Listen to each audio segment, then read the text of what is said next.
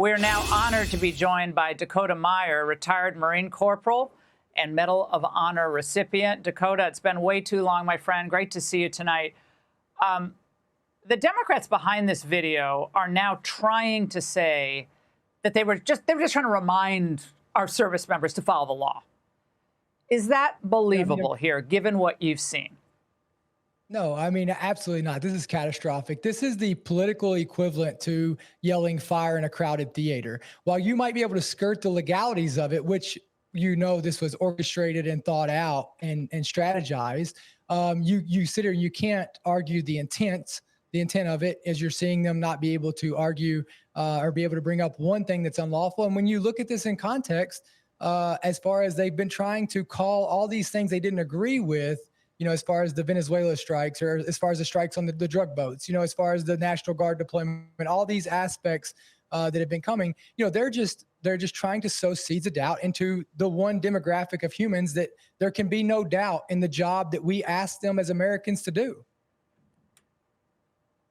Are you glad that or approving of this investigation of Mark Kelly by the Pentagon, given what is in this video, what is clearly, the clear implication of this video? Was that appropriate?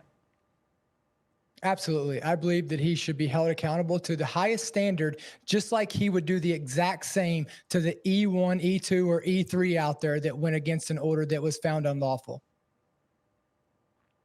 Well, Jason Crow is also a military veteran, Special Forces, served his country honorably. Should he be investigated as well? Absolutely. Anybody who participated in this choreographed demonstration of this manufactured issue, again, against this administration in weaponizing and being political against our uniformed service members and trying to sow these seeds of doubt in them, they should all be held accountable. Senator Kelly's colleague, Dakota, in Arizona, Ruben Gallego, claims that he was shocked to hear that Kelly was being investigated. This is what he said.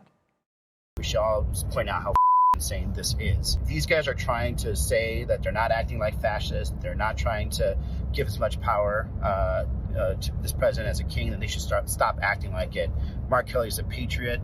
There's no reason why they're going after him. He was doing his duty and just reminding people about their rights as service members. Secretary Hegseth, all these guys, you guys. You're not going to be able to scare us. So he says it's bleeping basically outrageous that this would be investigated at all. Well, my question to you, Dakota, is given your service to this country, your proud service, what would the battlefield be like if an enlisted man or woman serving the country decided in the heat of battle, I find that to be illegal, what you're asking me to do? I mean, everyone has different impressions of orders, except when it's shoot a civilian or shoot an American on American soil. How can this even be workable in practice, or how would it be workable?